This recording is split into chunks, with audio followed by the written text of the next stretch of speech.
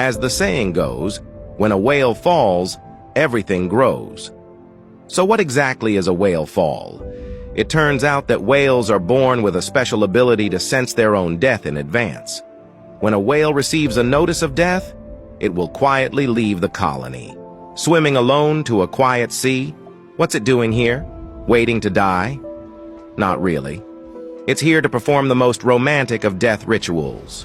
When everything is ready, the whale will use its last strength to jump up on the surface of the sea. It must look good and have a good posture. Then it falls back to the surface, starting the whale fall.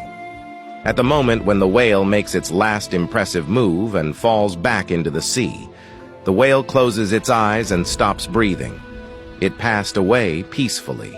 Then the whale's body will slowly fall from the surface to the bottom of the sea. This is the whale fall. During the whale fall, the stage of life begins. Sharks and eels will be the first to notice. So when the carcass sinks, they rush in to eat it. Why don't they just grab it?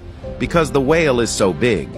It would take months for them to eat it all together. There's no need to grab it. When the carcass hits the bottom, the crustaceans come in.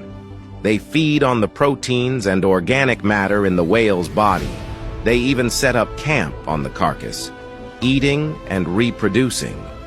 They stay for 2 years, until all that's left is a skeleton. At this point, it's time for the anaerobic bacteria to make their appearance. They'll burrow into the bones and break down the lipids inside, producing hydrogen sulfide that smells like rotten eggs. And that's not all. The whale's remains will eventually turn into a reef, a habitat for creatures. It's not until 100 years later that the last molecules of the whale are completely broken down. In that century, whale carcasses have provided survival and employment for at least 43 species and as many as 12,490 organisms. A veritable one whale falls and all things live.